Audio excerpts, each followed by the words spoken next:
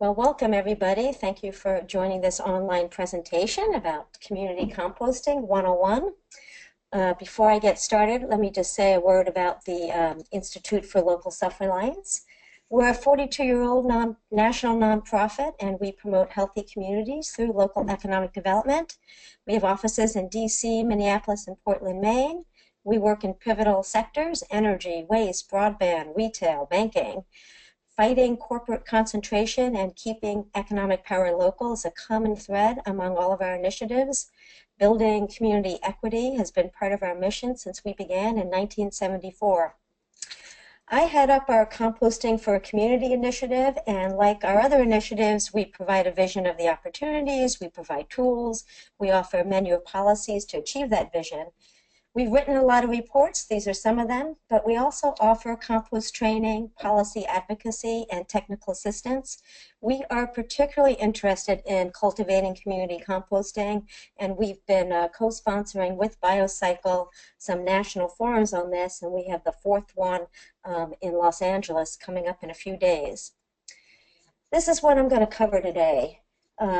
What is compost and composting, why we should be composting. I'm going to go through just a quick overview of the many systems and sizes. I'm going to emphasize the importance of supporting a diverse composting infrastructure, distributed if you will. I'm going to define community-based composting and give you some examples of what that means in the wide range of programs. I'm going to talk about the importance of having trained operators, and I'll introduce the Institute's composter training program, our neighborhood soil rebuilders program. I'm going to go through just a few key operational considerations, but this is not a how-to composting presentation. And then I'm going to outline some key steps to getting started if you're interested in starting a community composting operation. All right, so let's dive right in. So what is compost? What is composting? Well, the simple definition is compost is a dark, crumbly, earthy smelling material produced by the natural decomposition of organic materials. That's organic materials as in yard trimmings, grass clippings, food scraps, animal manures. The thing that I really want to emphasize is that it is an aerobic process. That means it requires oxygen. It's kind of the magic ingredient. Compost transforms organic materials into a soil amendment, but it does not transform into soil, rather into organic matter that can enhance soil. So who knew that you could take rotting food waste and literally turn it into black gold? I like to say it's a modern day Rumpelstiltskin story, only you don't have to promise your firstborn to an evil imp. Compost is all about the soil. When added to soil, compost enhances its structure, its fertility, its water holding capacity. It increases beneficial living microorganisms, worms, insects in soils. This Symphony of the Soil image I'm showing on the bottom left is a beautiful movie that explains many of these benefits, and it's great for a community event if you're interested. Last year, we released a series of infographics and posters featuring the many benefits of composting. This is one of the posters we did. This one focuses on soil. It, for instance, illustrates how compost can filter urban stormwater pollutants by an astounding 60 to 95%. This is the one we did on climate protection. When landfilled, organic materials contribute to methane emissions, a potent greenhouse gas, but when composted and added to soil, carbon is sequestered. The Marin Carbon Farming Project in California has been kind of leading a lot of research in this area. Their work has shown that adding ½ an inch of compost to rangeland can sequester, on average, 1 metric ton of carbon dioxide equivalent per acre over a 3-year period. Another good movie is Humus, The Forgotten Climate Aid, but that one, of course, is focused on the climate benefits of compost. Another poster we did is on job creation. So this one shows that for every 10,000 tons of municipal waste a year that are generated, if you send it to a trash burner, you may create 1 full-time equivalent job. When you landfill it, you may sustain 2 jobs. But composting, and this is composting not at necessarily community-based composting, but just, your regular commercial scale composting sustains 4 times the number of jobs. But when that compost is used in green infrastructure like rain gardens, bioswales, highway embankments, an additional 6 jobs are created. This is what some of those green infrastructure applications and jobs might look like: using compost to control erosion on highway embankments, to restore riverbeds, to create vegetative retaining walls. This is one of the fastest growing markets for compost. So with all of these benefits, how well are we doing? Well, BioCycle does a survey every year or so, looking at the number of U.S. municipalities with source-separated organics, SSO, food waste collection programs. And the growth of residential food waste collection in the U.S. is steady, with existing programs looking to increase participation. BioCycle has identified 198 communities offering curbside collection of residential food waste spread out over 18 states. These programs are reaching 2.74 million households. This shows a breakdown by state. As you can see, most of the programs are in Washington and California. 2 of the very early leaders and probably best leaders in the country and well known are Seattle and San Francisco. And one of the reasons I think these communities are so successful, not only have they banned styrofoam for food serviceware and require the use of compostable food serviceware items, but they have really good partnerships with private commercial composters. In the case of Seattle, Cedar Grove; in the case of San Francisco, Ecology.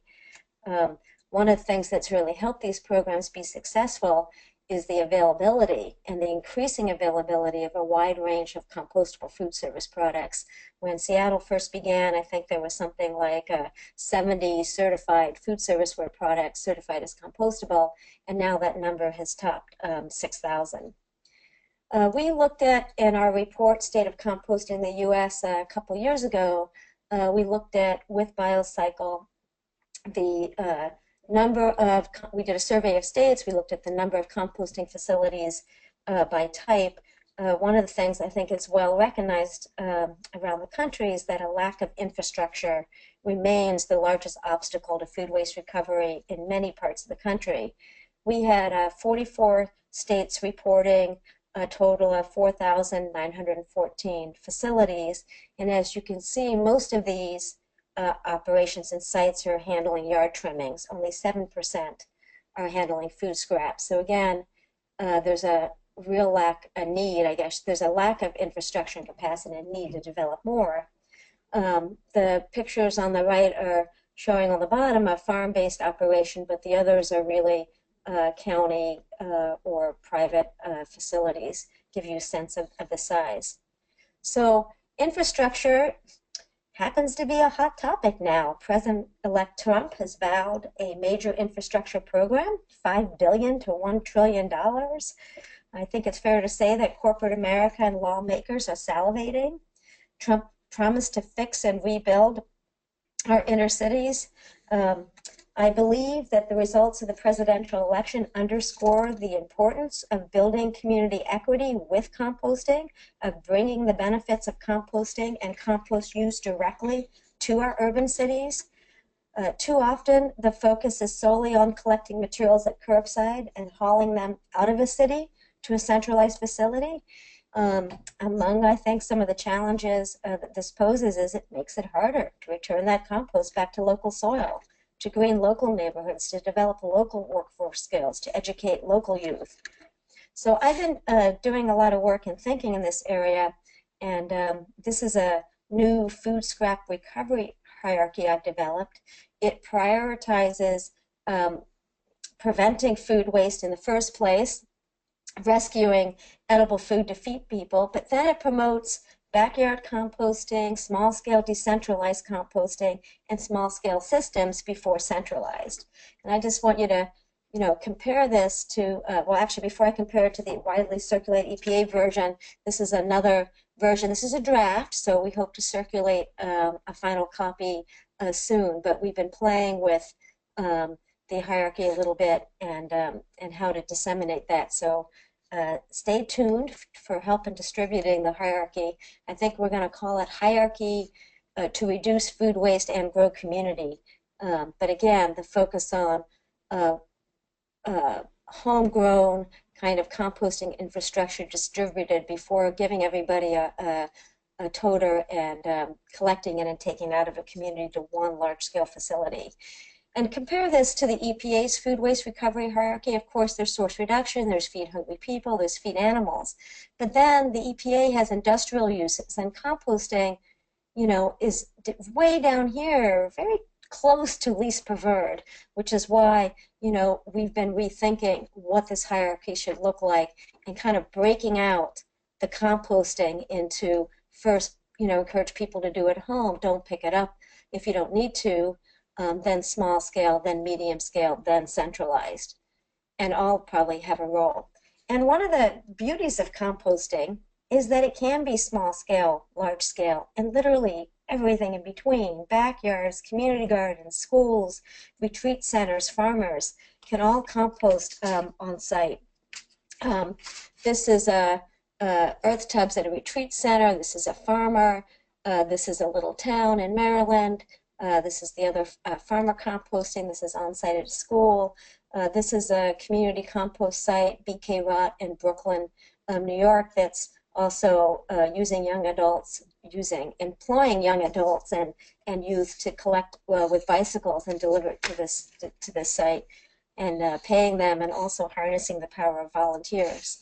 So backyard composting, I'm not going to focus very much on backyard composting, but I did want to mention it because I think that many, or if not most cities with curbside collection of food scraps don't really have a very robust backyard composting program. One of the newer programs that I really liked is this one in Orlando. They launched it on Valentine's Day under a campaign, Get Dirty with Your Valentine, which, you know, helped get a lot of local press and attention. And then when they expanded the program sometime later, it was Get Dirty with Your Neighbors and try to encourage your neighbors. So there's just so much that can be done to encourage backyard composting. And, you know, in addition to keeping that valuable asset and the soil amendment within communities and people's backyards, it also saves money. This example from this very small town in Cheverly, Maryland, where they did a half price, you know, kind of reduced cost bin giveaway, showed that 25% of the residents will backyard compost. And just this one little town of 1,600 homes was avoiding $6,000 in avoided disposal fees a year, with a total savings expected to be $120,000 over the 20-year life of the spin. And now there's more than a dozen Maryland municipalities that are have either implemented or looking to implement the program.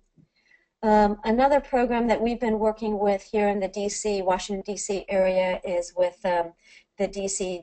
Department of Parks and Recs. They have worked with Urban Farm Plans to develop this 3-bin compost knock system that's, I would say, rodent resistant, and it's now in place in 41 DPR gardens. Each site has a compost manager, volunteer. They've developed a compost cooperative that encourages ongoing community participation. There's 9 more planned. And not only are these serving as drop-off sites for people to deliver their food scraps, and DC doesn't have a municipal curbside of food waste collection yet, it's not one of those cities, but there's some niche haulers that are collecting food scraps, and they are delivering to a number of these sites as well, some 300 pounds a week. So it's not insignificant, the opportunity to develop kind of a distributed program like this, but also tie it to growing food. These are all at community gardens. And one of the impetuses for this program is that the gardens were actually paying for soil amendments, buying them and having them delivered. So by doing this, they're actually saving money, making their own composting, engaging the community, keeping things local. Another example is the earth flow system made by Green Mountain Technologies. This one is at the University of Maryland. And finished compost is used on campus as a soil amendment for landscaping, farming, hort classes, and they're producing food for their school. The rocket composter is a continuous flow system that can be on site. It's at many universities. This one's at the Rippowan-Siskawa School in Bedford, New York. The students actually started separating organics, mostly food waste, at the dining hall back in 2011, and it was being hauled off-site, but the hauling costs were so expensive that this school decided to compost on-site and buy this rocket composter. So one of the benefits, and not only of saving money, which they're saving $2,000 a month in avoided hauling costs, but the other benefits, include the students are learning not only how to compost on-site, but how to use the compost in their school garden. The Ride-In is a UK system. It's in many schools in London and the surrounding area and throughout Great Britain. This is one that's in London, just to give you a sense of the size. O2 Compost has a number of their on-site systems at farms and other small-scale sites. This one's at St. John's University in New York City. They're composting food scraps, garden trimmings, and other landscape trimmings. The university collects food waste from its dining halls, coffee shops. They compost on site. They utilize the finished compost in sustainable landscape practices and in the student organic garden. This is another O2 compost system. This one's at a farm in Fairfax, Virginia, but it gives you a sense of how small some of these systems can be. One of the benefits of the having a blower like this to blow air in is you don't have to turn it and flip it the material as much. So one of the things that we're finding in order to encourage distributed infrastructure and community-based composting in particular is really to have the right institutional framework and the right strategic vision in place for your community. Austin's Zero Waste Plan, it's called the Resource Recovery Master Plan, is an interesting model. It was the first city to formally recognize, one, the benefits of decentralized composting, and two, that composting addresses the community's interest in enriching local soil and strengthening local food production. New York City is probably currently the leading city in community composting. It has adopted a three-pronged organics waste diversion strategy, home composting, community neighborhood composting, and then citywide collection to more centralized sites.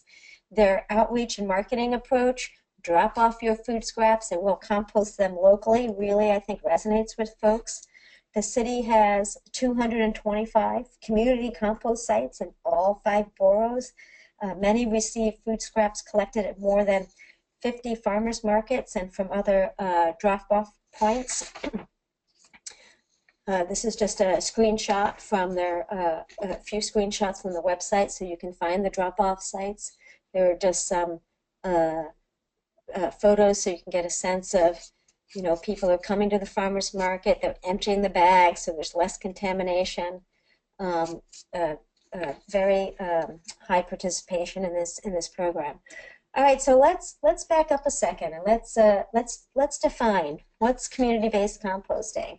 And I'll just say that kind of the basic definition. It's the radical idea that compost is used within the same community where the material is generated, and that the community participates in some way.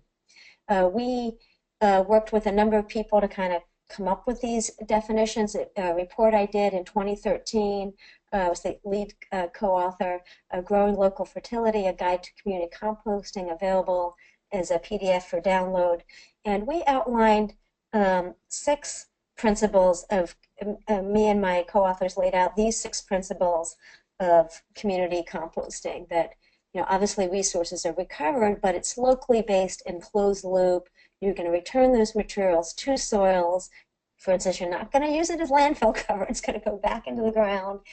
That the programs are community scale, they're diverse, but then you can have on-site composting that isn't necessarily community-based. What makes it community-based is that the community is engaged, empowered, educated, and also that these programs are in turn supporting the community. Community composting in rural areas, I'll say, may differ for those in urban or suburban sites. In densely populated New York City, for instance, where there's a vibrant and diverse community composting network blossoming, some might define locally based compost as within 10 square city blocks, meaning you should be able to find a community compost site within 10 blocks of your home. In a sparsely populated rural area, locally based composting could entail producing and using composting within a 50-mile radius of where the materials are generated. So we did not establish a certain mile radius of how it's defined. One of the things we also looked at and identified is 10 different types of community composting, system sites, operations, from community gardens to worker-owned cooperatives. And these can overlap. You can be a collection entrepreneur and also engage in off-site composting. So you're not just necessarily in one bucket or another. One of the things I found that was really interesting is the last one here that's growing is this notion of home-based or homesteader hubs. So where somebody, sets up a community compost site in their backyard and they become a hub for their neighbors or a bike-powered collection operator to drop off. So let me go through some examples. We, collection entrepreneurs, one of the, they're not all bike-powered, but a number of them are. I think the inherent nature of collecting food scraps on bikes means that you're locally based. But Compost Cab is an example of another niche hauler. Compost Cab in DC is using the car sharing service Zipcar, and that's their truck from Zipcar. They have a great relationship that helped them avoid initial, truck capital cost to start their program. And their Compost Cab is delivering to some of those DC Department of Parks and Rec sites that I mentioned earlier. Gainesville Compost, up in the top left, they're no longer operating in Florida, but offering consulting service on their bike-powered collection, and they're making trailers. Compost Now in Raleigh, North Carolina, right here in the middle. Philly Compost in Philadelphia, the Compost Peddlers in Austin, and the Pedal People in Massachusetts. And I love this picture because, as you can see, all kinds of weather. So let's take one example, the Compost Peddlers in Austin, Texas. They're a 100% bike-powered compost recycling program. They collect compostables from homes and businesses, and they peddle them directly to nearby urban farms and community gardens to grow more local food. They weigh the material here. This is some of the community gardens that they're dropping off some of the material to. This picture up here is one of their backyard hubs, somebody who wants to garden and wants that soil amendment. Another community garden here that's run by volunteers that's doing the actual composting. Philly Compost in Philadelphia is collecting on bikes I think it's a unique model because they're collecting with bikes under an agreement with a commercial hauler, but they also run a community drop-off program, and with the material from the drop-off, they're composting on site with 2 of these earth tubs, and then they're selling the material. So there's no one way to actually compost. In our 2013 survey, we found of the sites that 26 responses for the survey that, for instance, 13 were using windrow composting, 11 were using some sort of vermicomposting system, another 11 were using some kind of bin system.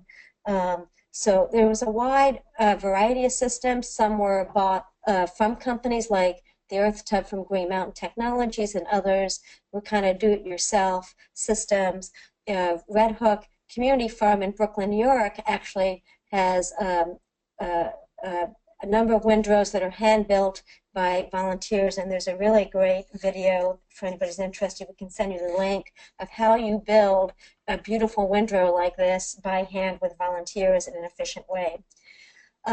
Community gardens, so many, so many. Myrtle Village Green, also in Brooklyn, is an example of one. They had an empty lot. They converted it into a community garden. They have no employees. They have about 20 volunteers, but of those, there are 5 main volunteers that are involved in composting, and at least 3 that have been trained at the Master Composter program at the Brooklyn Botanical Gardens. They have this bin system. One thing you'll note it's on this gravel pad. That's one of our best management practices for avoiding pest problems, putting it on a concrete pad or pavers or something like this, a gravel pad. But this site is handling 6 tons per year of food scraps. So again, it's not insignificant. Urban farms, many urban farms. One thing I'll say about urban farms is that, especially those in marginalized communities, is they typically have a mission to support people in the environment by providing equal access to healthy, high quality, safe, and affordable food to communities that are often neglected by traditional food and distribution networks. So their mission is not to, just to collect food scraps and compost it or just to produce food, but really to produce healthy, affordable food. Growing Power, shown here in the middle in Milwaukee, for instance, trains and employs over 300 at-risk youth in urban ag and community food system development. Red Hook Community Farm, which I mentioned before in Brooklyn, they're processing 225 tons per year of organic material. They have an extensive program for incorporating the public into the work as part of core educational goals. And they are demonstrating the potential for community composting to empower youth, create jobs, and serve as job training sites. Eco City Farms, which over here on the right is one of our partners in Maryland. They use aerated static piles followed by vermicomposting. This is this is one of their vermicomposting bins, and this is the black gold that they're harvesting right here. But like Red Hook, their mission is not to produce compost, but to provide equal access to healthy and affordable food. One of the growing, this is Red Hook Community Farm in Brooklyn. Some more pictures. Eco City Farms, I have some more pictures. Urban Farm, some worms. Here's the picture here on the top here in the middle with the cover pulled back is one of their aerated static piles where they compost, kind of do their hot pre-composting before they feed it to the worms. And one of the benefits of doing this first is that they can handle like citrus and things that you normally wouldn't feed worms directly. So one of the growing kind of business models, if you will, that we're seeing is worker-owned cooperatives. And these are businesses that are cooperatively owned by their workers. When each worker is also an owner, they have a direct personal stake in the quality of their work and the overall effectiveness of the operation. Worker co-ops are also increasingly being used to provide employment and economic self-determination to marginalized people, such as recent immigrants and the chronically underemployed. Worker co-ops, as distinct from charities and public assistance, offer an approach to human empowerment that emphasizes independence, personal development, and strong local community ties from the very start. They function like small grassroots democracies with the need to learn power-sharing principles and approaches. So Roots Composting is in Flagstaff, Arizona. They're a collector, they're a worker-owned co-op, they're also an on-site composting. We've got a composter, Farmer Pirates Cooperative is a worker-owned cooperative in Buffalo, New York's east side, with 4 urban farmers that are involved. And the Pedal People in Florence, Massachusetts, they're a collection entrepreneur as well as a worker-owned cooperative. CIRO, which stands for Cooperative Energy, Recycling, and Organics, they operate in the Roxbury, Boston area. They're mostly unemployed and underemployed low-income Latinos and African Americans working together. They saw the huge new business opportunities from the state, Massachusetts, new food waste bans, and they're like, we deserve a piece of that pie. Schools are one area that we think we could be focusing much more attention on. The Ferrisburg Central School, this project, compost project in Ferrisburg, Vermont, they compost 100% of the school's food scrap on site, as well as leaves, sawdust, and a neighbor's horse manure. The compost is used in the school garden. They have these insulated bins, 240 students. They compost 200 pounds a week of food scraps. The parent volunteers built the compost center, if you will, the shed. The students monitor and manage parts of the compost process. They have several bins, each four cubic yards each, and that's just enough to manage all the school's scraps during the school year. One good example of the potential benefits, I think, of a distributed infrastructure, thinking of the hierarchy I shared before, is the Ramona Unified School District, which is a rural district in unincorporated San Diego County that has a high rate of food insecurity, higher than the state average and the national average. So, you know, first, these are the statistics for 2015, they prevented almost 3,000 pounds a year of food waste from being generated in the first place. And of what they do generate, more than 7,000 pounds was rescued to feed people. And then close to another 4,000 pounds were diverted to feed goats at a nearby farm. And the remaining 6,000 plus pounds are composting on site. And finished compost is used in the school garden. But that's not it. What's more, the program is integrated into the school's curriculum. Special needs students act as eco-leaders helping out, and needless to say, they thrive in the active learning environment. So, you know, this school program, I think, is an ideal example of what we're talking about first reducing waste and then feeding people and then composting on site and engaging the community. So in order for community composting to work, we do need to engage volunteers, and we do need to have training, because composting is not rocket science, but it's still science, and you still need to know how to do it. And nothing, I think, will doom small-scale sites and community-based sites more than poorly operated sites that have critter problems or odor problems that produce poor compost that, you know, turns plants yellow, you know. So we need volunteers, and we need to train volunteers. And we also can train, of course, youth and young adults and others to also, and employ them as well. Now, New York City, I think, has one of the best master composter training program. One of the reasons their sites are so successful is because of this training program. They've trained almost 1,000 citizens in the art and science and benefits of composting. That's an army of advocates. They do outreach. They engage youth.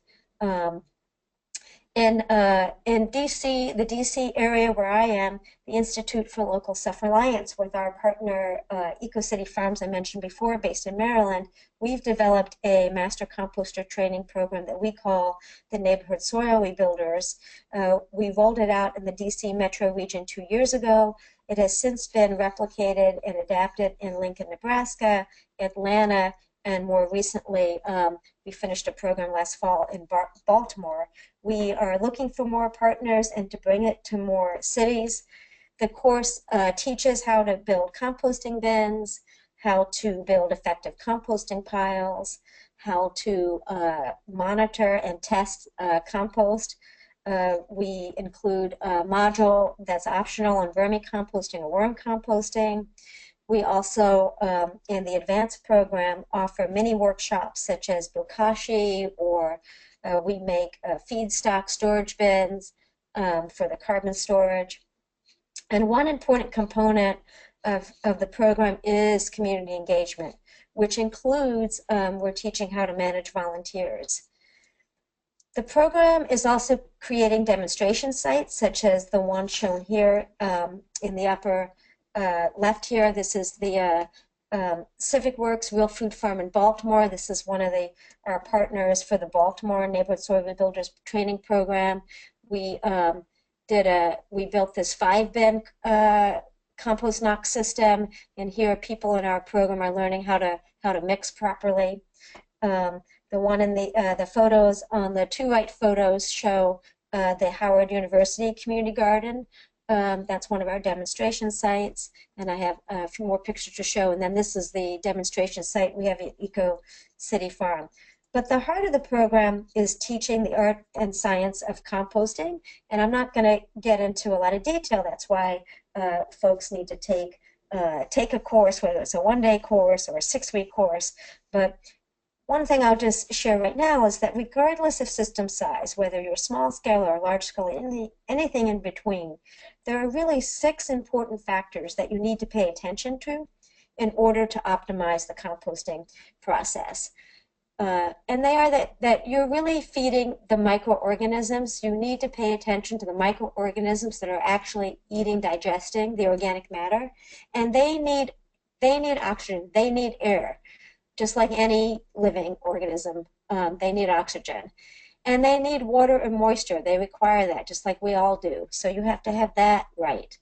They also need the right food, and they need in the right balance. You may have heard in composting they need to balance the browns, which are materials high in carbon, and with the greens, which are materials high in nitrogen. So browns might be leaves, wood chips, straw. Greens tend to be things like grass clippings, yard trimmings, food scraps, and even though it's brown and not green, coffee grounds are considered a green because they're high in nitrogen. But you also have to consider the particle size. If you have just a bunch of small size leaves and peas, there's not enough airspace within the pile to get the oxygen to the microorganisms. So you need the right particle size and the airspace, and you need, lastly, the right amount and volume of material. If you only have 3 inches in a small pile, it's not going to start composting. So it's really important, these factors, to pay attention to and to learn how to do this right. Common steps include mixing. Monitoring temperature is really important.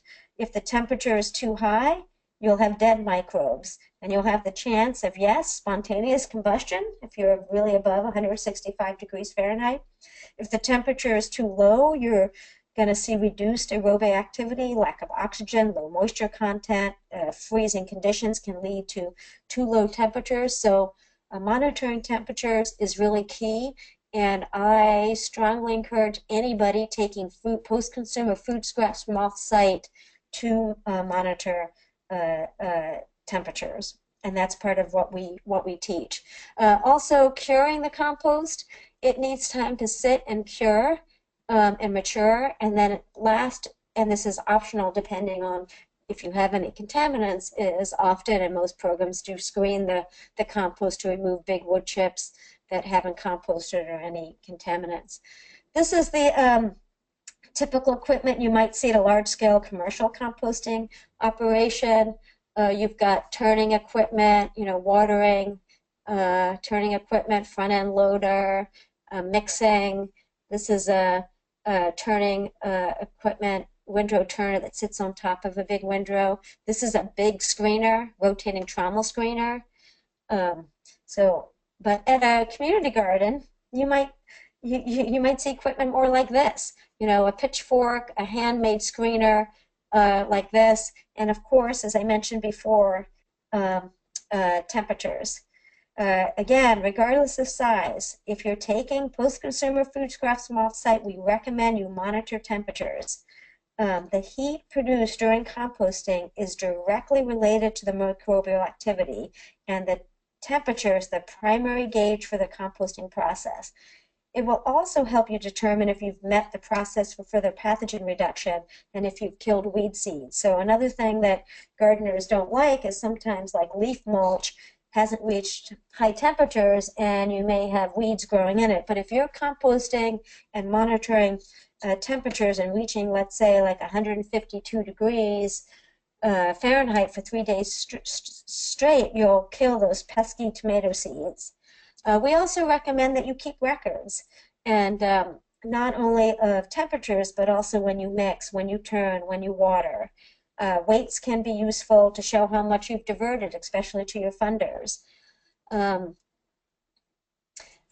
This is just some examples of some tracking data. We have other models if anybody's interested.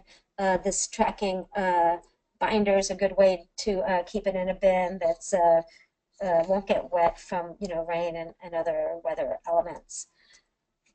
If you're developing a site, you need to consider space needs. So you need space not only for the active composting, like your 3-bin system, but you need space to store those browns.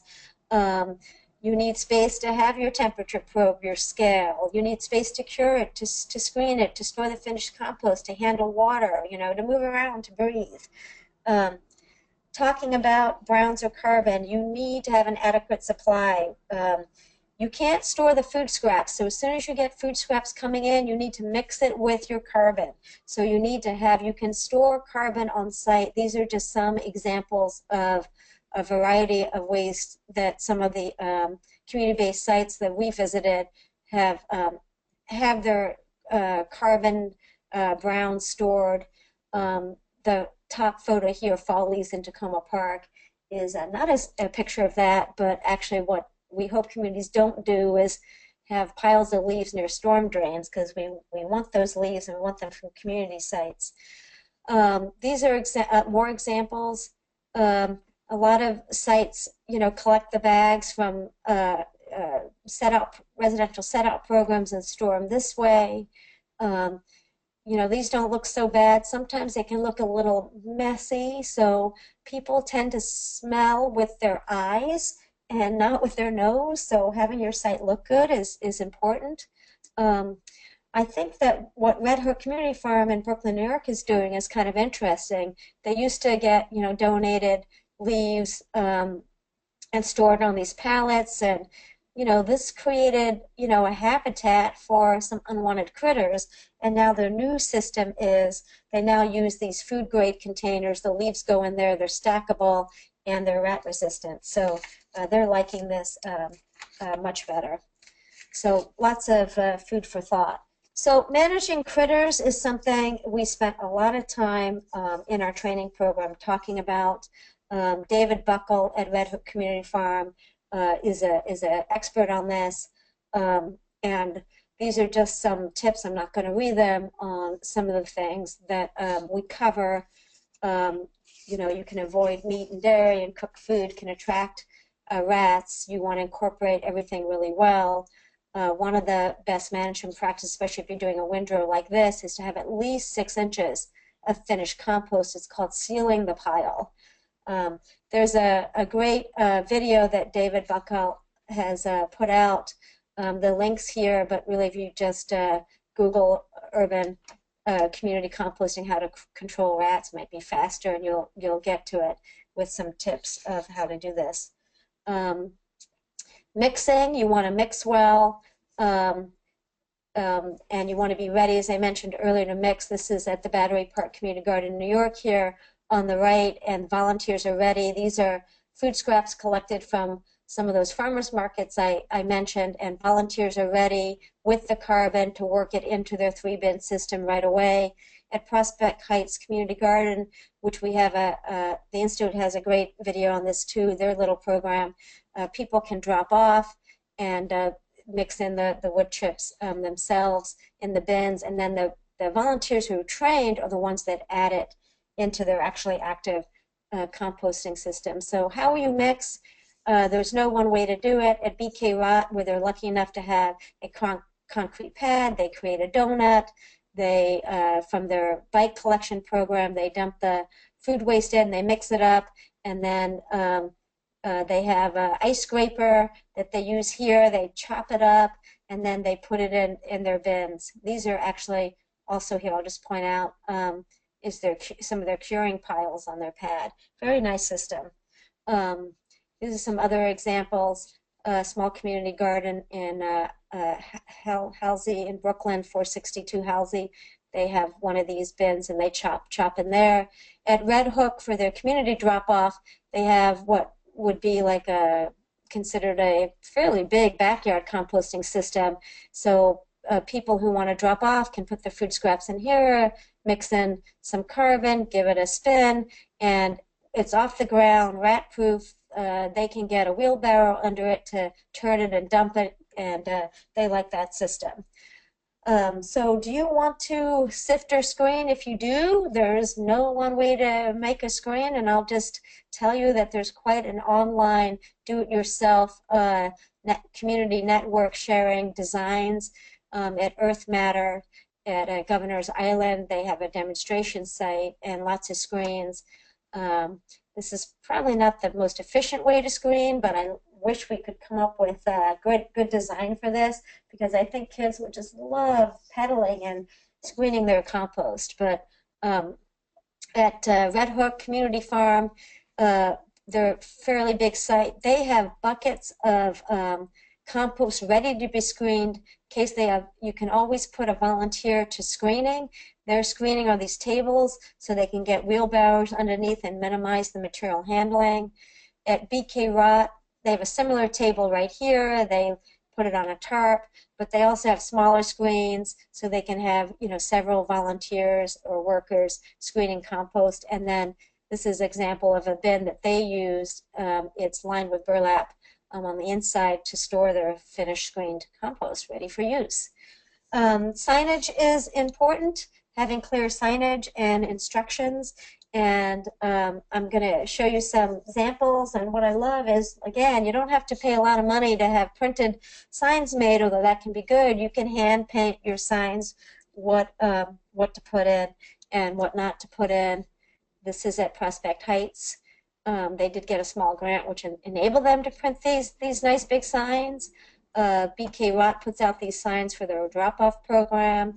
At Howard University, kind of this chalkboard, and they write the steps they want people to do.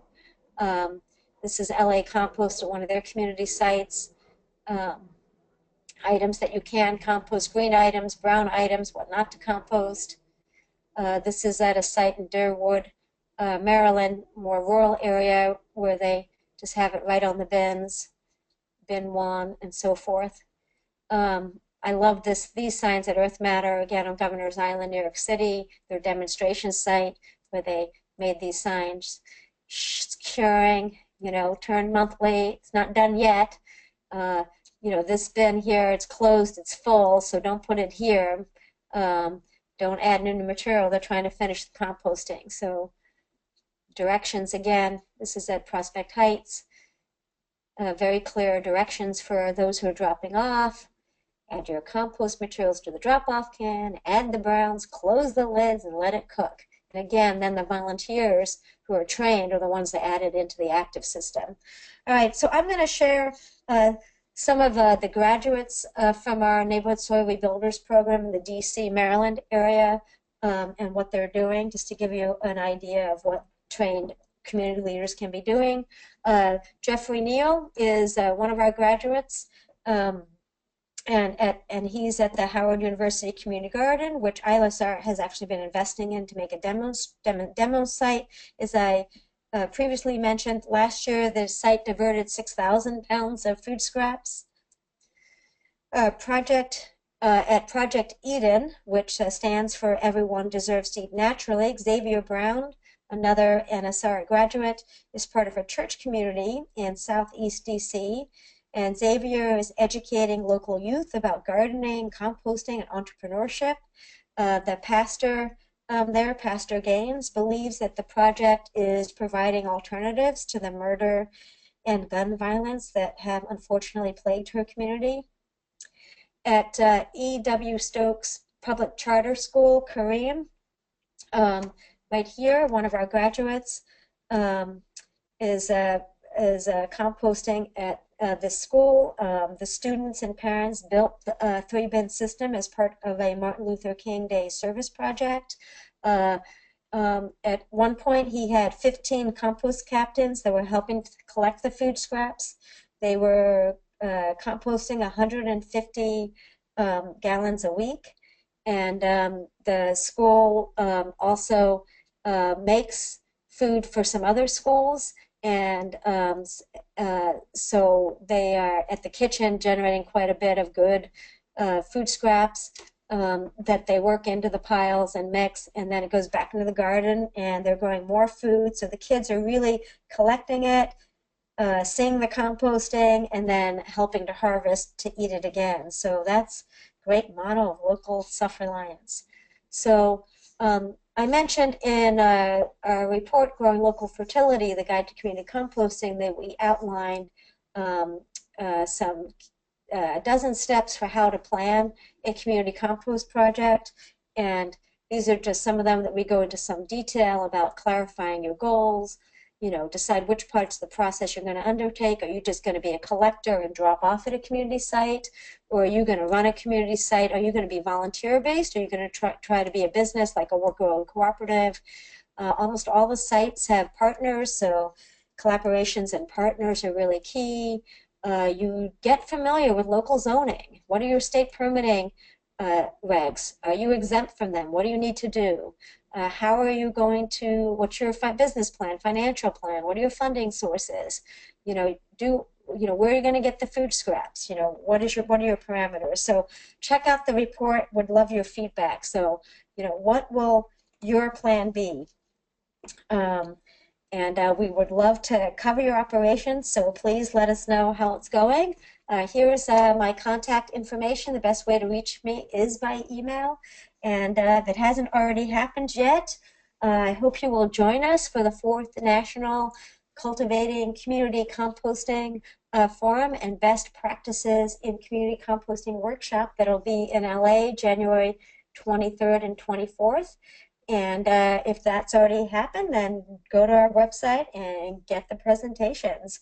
And we have a listserv and an email list, so I hope you will join it. So that's it. That's a wrap. Thank you very much. All right, great. I just stopped recording. That sounds excellent.